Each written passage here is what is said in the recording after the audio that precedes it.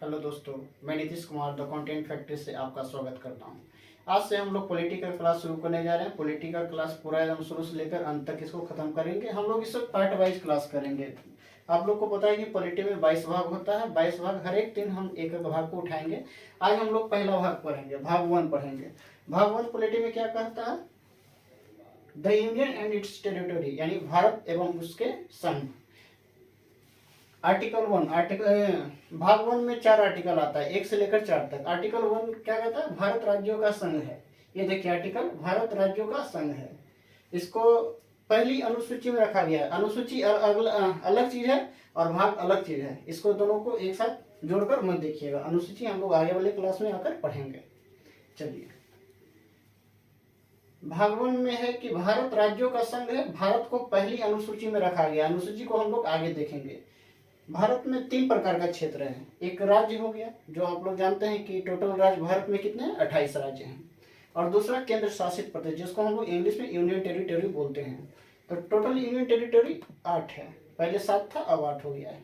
चलिए, और ये अर्जित क्षेत्र। अर्जित क्षेत्र क्या कहते हैं? जो बाहर से जो आकर मिला है, जो बाहर से जिसको हम लोग आकर अपना देश में मिल जाता है, उसी को अर्जित क्षेत्र कहते हैं।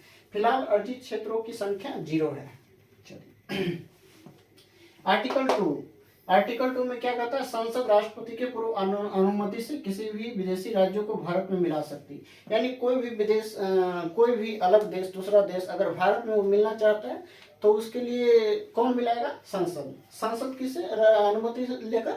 राष्ट्रपति से अनुमति लेगा कि अगर उसको भारत में मिलाना है तो राष्ट्रपति से अनुमति लेकर कोई भी देश को अपना देश में मिला सकता है। इसका हम लोग एग्जाम्पल देखते हैं। 16 मई 1975 को सिक्किम भारत का हुआ। सिक्किम देखिए, सिक्किम एक दूसरा देश था। ये भारत का राज्य है, आप लोग को पता है, ठीक है। तो ये दूसरा देश था सिक्किम, और ये 16 मई 1975 को सिक्किम भारत। सिक्किम के लेकर बहुत रोचक कहानियां है। इसे चाइना भी अपने साथ मिलाना चाहती थी, और बहुत सारा देश लगे हुए थे इसे अपने साथ मिलाने के, लेकिन ये भारत के साथ मिला। और भारत से मिलने से पहले इन्होंने शर्त रखा कि हम लोग पहले 1 साल तक सह राज्य बनकर देखते हैं। अगर हम लोग को सहमति बनती है तो आगे भी हम आपका परमानेंट स्टेट हो जाएंगे। तो यानी 35वां संशोधन 1974 में हुआ, जिससे सिक्किम भारत का सह राज्य बना। सह राज्य मीन्स मतलब कि हम आपका राज्य टोटली नहीं बने हैं। अभी हम 1 साल तक बनकर देखते हैं। अगर हमको अच्छा लगेगा कि हाँ, हमको भारत से कोई परेशानी नहीं है, तो हम इसके लिए परमानेंट हो जाएंगे। और 1 साल तक रहा। और 36वां संशोधन हुआ 1975 में 16 मई को, और सिक्किम भारत का 22वां राज्य बन गया। ये याद रखिएगा, 16 मई 1975, ये पॉइंट। 16 मई 1975 को सिक्किम भारत का 22वां राज्य बना है। चलिए, दो आर्टिकल हम लोग देख लिए। पहला आर्टिकल क्या कहता है? भारत राज्यों का संघ है। और दूसरा आर्टिकल क्या कहता है? कि संसद यदि चाहेगा तो राष्ट्रपति से अनुमति लेकर कोई भी विदेशी राज्य भारत में मिलना चाहता है तो आसानी से मिल सकता है। उसके लिए कौन मिला सकता है? ये संसद तो आप लोग जान ही रहे हैं किसको कहते हैं। संसद वही एमपी जो राज्यसभा और लोकसभा में रहते हैं। तो संसद चाहेगा तभी ये हो सकता है, दूसरे देशों को अपने राज्य में मिला सकता है। चलिए, आर्टिकल 3 हम लोग देखते हैं। आर्टिकल 3 क्या कहता है? कि संसद राष्ट्रपति के पूर्व अनुमति से भारत के किसी भी राज्यों की सीमा लाभ क्षेत्र में परिवर्तित कर सकता है। इसका मतलब क्या हुआ? इसका मतलब हम लोग समझते हैं कि यदि संसद चाहेगा तो कोई भी राज्य को 2 भाग में तोड़ सकता है। यानी जैसे कि हम लोग देखते हैं कि कोई भी राज्य में अगर आपसी लड़ाई चल रहा है तो उसके लिए क्या करेगा? वो जो संसद है, अगर वो लड़ाई को मिटाना चाहता है, अगर दोनों राज्य एक ही राज्य में 2 लड़ाई चल रहा है, अगर वो चाह रहा है कि हम एक अलग स्टेट बने, तो उसके लिए वो अपने अलग स्टेट बना सकता है। उसके लिए कौन जिम्मेदार है? संसद ही जिम्मेदार है। संसद जो है राष्ट्रपति से अनुमति लेकर भारत के किसी भी राज्यों को सीमा लाभ क्षेत्र में बंटवारा कर सकती है। जैसे इसका हम लोग एग्जाम्पल बहुत सारा देखे हैं। हाल फिलहाल का एग्जाम्पल आप लोग देखिए, बिहार और झारखंड जो 2001 में बंटवारा हुआ था। बिहार से अलग होकर झारखंड एक नया राज्य बना था। ये किस तारीख को बना था? 15 नवंबर 2001 को, ठीक है। उसी तरह से एमपी मध्य प्रदेश से छत्तीसगढ़ अलग हुआ 1 नवंबर 2001 को, और यूपी से अलग हुआ उत्तराखंड। तीन राज्य लगातार देखिए, 1 नवंबर को, 9 नवंबर को और 15 नवंबर 2001 को। तीनों 2001 को हुआ है। उस समय देश में बीजेपी का शासनकाल चलता था, अटल बिहारी वाजपेयी प्रधानमंत्री थे। तो समझ गए आर्टिकल 1 क्या कहता है, भारत राज्यों का संघ है, राज्यों को पहली अनुसूची में रखा गया। अनुसूची में शेड्यूल होता है, शेड्यूल को हम लोग आगे देखेंगे, ठीक है। और दूसरा आर्टिकल क्या कहता है, संसद राष्ट्रपति के पूर्व अनुमति से किसी भी विदेशी राज्यों को भारत में मिला सकते हैं। तीसरा क्या कहता है कि संसद राष्ट्रपति से अनुमति लेकर अपने राज्यों को बंटवारा कर सकते हैं। चलिए आर्टिकल 4 क्या कहता है कि आर्टिकल 1 और आर्टिकल 3 को संशोधन, यानी आर्टिकल 4 क्या करेगा, ये आर्टिकल 1 और आर्टिकल 3 को संशोधन कौन करेगा, संसद करेगा, संशोधन करेगा। और 368 आर्टिकल से बाहर रखा गया। आगे हम लोग देखेंगे आर्टिकल 368 क्या होता है, अभी फिलहाल के लिए इसको याद कर लेंगे। चलिए कैसे होगा, तो इसके लिए संसद अब कोई भी चाहेगा कि हम कोई भी राज्य को 2 भाग में बंटवारा कर सकते हैं, ऐसा थोड़ा ना होगा। उसके लिए क्या चाहिए, 50% बहुमत चाहिए, कम से कम 50% बहुमत चाहिए। और राष्ट्रपति साइन करने के लिए बाध्य होता है। राष्ट्रपति तो आप लोग जान ही रहे हैं कि राष्ट्रपति क्या है, कठपुतली है, उसको आसानी से समझाया जा सकता है। चलिए हम लोग भाग 1 देख लिए। भाग 1 में 4 आर्टिकल था, 1 से लेकर 4 तक। चारों को आप लोग क्या कीजिएगा, जैसे देखिए 1 2 3 4 ऐसे लिख लीजिएगा, इसको याद करने का ट्रिक बता रहे हैं। 1 2 3 4 लिख लीजिएगा।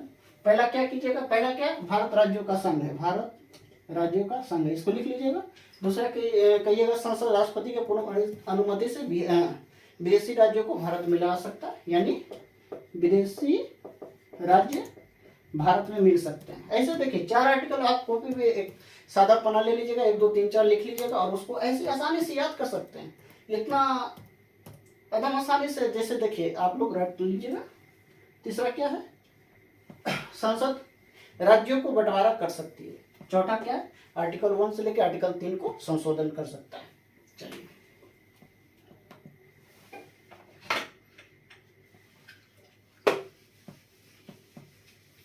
अब हम लोग थोड़ा सा संविधान का बात कर लेते हैं। संविधान का जरूरत क्यों पड़ा, संविधान बनाना क्यों पड़ा, ये देख लेते हैं। हम लोग ऐसे जानते हैं कि जब अंग्रेज 1947 में भारत छोड़कर जा रहा था, तो उस समय मोहम्मद अली जिन्ना जो है, जो पाकिस्तान को जन्मदाता कहा जाता है, जिसे पाकिस्तान जिसको बनाया, जो पाकिस्तान को बनाए हैं, तो उन्होंने उस समय क्या एक अलग पाकिस्तान की मांग कर दिया। तो पाकिस्तान की मांग करने के बाद, जैसे उस समय सियासतें चलती थी, तो बहुत सारे सियासतें जो थे, जिसको पाकिस्तान जाने का मन था वो पाकिस्तान जा सकता था, जो भारत में रहने का मन था जिनको, वो भारत में रह सकता था। टोटल उस समय 597 या 98 सियासतें थी, रियासतें थी, ठीक है। तो मसला 1947 का है, 1947 का है। उस समय सरदार पटेल, जिन्हें लौह पुरुष भी कहा जाता है, और वीपी मेनन उन्हीं के साथ में रहते थे। एक आईएएस थे, अच्छे पढ़े लिखे इंसान थे। और माउंटबेटन को तो आप लोग जान रहे हैं, वो लास्ट गवर्नर जनरल था भारत का, अंग्रेज की तरफ से। तो उस समय सारा रियासतें जो थी आपस में, मतलब कि कुछ पाकिस्तान में चली गई, कुछ हिंदुस्तान में चली गई, लेकिन मसला 3 जगह अटका है। कहाँ कहाँ, हैदराबाद, जूनागढ़ और जेके में जम्मू कश्मीर, ठीक, 3 जगह अटका है मसला। हैदराबाद में उस समय मुस्लिम लोग का शासक था, निजामों का शासक था। तो हैदराबाद जो है भारत से मिलने के लिए तैयार नहीं था। तो सरदार पटेल वहां गए और वहां उन्होंने क्या करवाया, ऑपरेशन पोलो के तहत हैदराबाद को भारत में मिलाया। ये याद रखिएगा, ऑपरेशन पोलो के तहत हैदराबाद को भारत में मिलाया। कौन मिलाया, सरदार पटेल मिलाया। सरदार पटेल को एकीकरण का जनक माना जाता है, यानी इंटीग्रेशन इंडिया, भारत को एक साथ जोड़ने का जनक कहा जाता है इन्हें। और दूसरा था जूनागढ़ का गुजरात में है। ये देखिए, ये भारत का मैप हो गया, माफ कीजिएगा, लेकिन जो भी यहाँ है हैदराबाद, ये आंध्र प्रदेश में हैदराबाद उस समय आंध्र प्रदेश नहीं था, हैदराबाद एक स्टेट था, ठीक है। आज के हैदराबाद के बारे में मत सोचिएगा, यहाँ हैदराबाद था, यहाँ मसला अटका। और एक गुजरात में जूनागढ़ में अटका, और एक जम्मू कश्मीर, तो आप जान ही रहे हैं। 3 जगह मसला अटका, जो जहाँ मतलब कि वहाँ के लोग जो है वहाँ के राजा बगावत करने लगे कि नहीं, हम भारत में नहीं मिलेंगे, ठीक है। तो यहाँ जाकर सरदार पटेल ने ऑपरेशन पोलो के तहत यहाँ भारत को इसे भारत में मिलाया, हैदराबाद को भारत में मिला दिया गया ऑपरेशन पोलो के तहत, याद रखिएगा ऑपरेशन पोलो के तहत। ठीक। और दूसरा ये जूनागढ़ में रेफरेंडम करा दिया गया। यहाँ देखिए, यहाँ राजा था मुस्लिम था राजा, लेकिन वहाँ की जनता लोग जो था ज्यादातर हिंदू थे, तो इसलिए वहाँ के लोगों से पूछा गया कि आपको किस में रहना है, तो वहाँ की जनता लोग ने ज्यादा बहुमत दिया कि हम भारत में रहेंगे, इसलिए इसे रेफरेंडम करके मिलाया गया, याद रखिएगा रेफरेंडम करके मिलाया गया। और तीसरा है जम्मू कश्मीर के बारे में तो आप लोग जान रहे हैं, वहाँ का राजा था हरि सिंह जो है विलय पत्र पे साइन करके भारत में मिला लिया गया इसको। 26 अक्टूबर 1947 को राजा हरि सिंह ने जम्मू कश्मीर को विलय पत्र के द्वारा भारत में आ गया। ये याद रखिएगा, विलय पत्र से 3 चीज हम लोग देखे हैं। क्या देखें? हैदराबाद को ऑपरेशन पोलो के तहत मिलाया गया, जूनागढ़ को रेफरेंडम कराकर मिलाया गया, और तीसरा जम्मू कश्मीर को विलय पत्र से मिलाया गया। और राज्यों का एकीकरण में 3 लोगों को महत्वपूर्ण माना जाता है। एक थे सरदार पटेल, दूसरा थे वीपी मेनन के बारे में हम बताएं, एक आईएएस थे, अधिकारी थे, अच्छे पढ़े लिखे इंसान थे, और उनका बहुत बड़ा योगदान था भारत को एकीकरण करने में। इनका नाम इतिहास में बहुत कम लिया जाता है, लेकिन बहुत ही सफल व्यक्ति थे। और तीसरा माउंटबेटन के बारे में आप लोग जानते हैं कि लास्ट गवर्नर जनरल था ब्रिटिश का। ठीक है। और एक चीज और देखेंगे, 1893 में डुरंड लाइन बनाया गया, जिससे अफगानिस्तान और पाकिस्तान का बॉर्डर लाइन जिसको कहते हैं। देखिए 1893 में तो सब एक ही था, पूरा अफगानिस्तान से लेकर इंडिया भी एक ही था। नहीं सॉरी, ये 1893 में क्या हुआ, डुरंड लाइन बनाया गया, अफगानिस्तान और पाकिस्तान को बॉर्डर बनाया गया। चलिए ठीक है, थैंक यू। अगले क्लास में हम लोग पार्ट 2 देखेंगे। पार्ट 2 में जो भी आएगा, आज हम लोग पार्ट 1 पूरा कंप्लीट कर लिए, पार्ट 2 में जो भी आएगा हम लोग अगले क्लास में देखेंगे।